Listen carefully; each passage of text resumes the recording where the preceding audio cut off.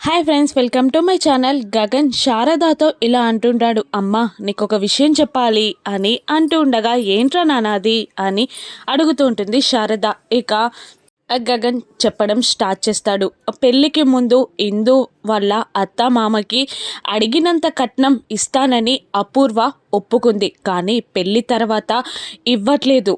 అందుకని ఇందుని వాళ్ళు నానా కష్టాలు పెడుతున్నారు అని చెప్తాడు గగన్. పాపం ఇందువల్ల అత్తమామ కలిసి ఇందుని నానా చాకరీ చేయిస్తూ బజారు నుండి కూరగాయలు గంపడాన్ని తెప్పిస్తూ ఉండగా రోడ్డు పైన గగన్ చూసేస్తాడు.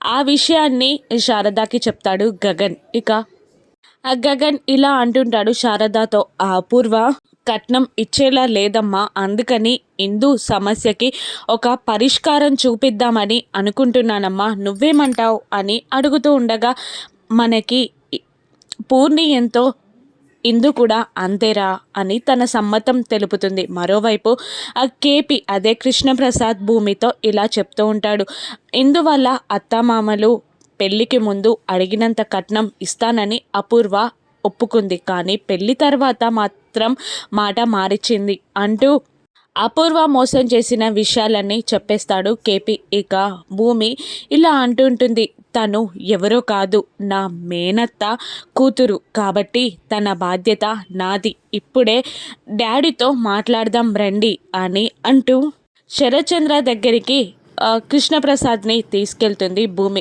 నాన్న మీతో కాస్త మాట్లాడాలి అని భూమి అంటూ పక్కనున్న అపూర్వాని చూస్తూ ఉంటుంది భూమి కోపంగా. అపూర్వ కూడా కోపంగా చూస్తూ ఉంటుంది భూమిని. ఇక ఇందు సమస్యకి పరిష్కారం ఎవరు చూపిస్తారు, భూమినా లేదంటే గగన?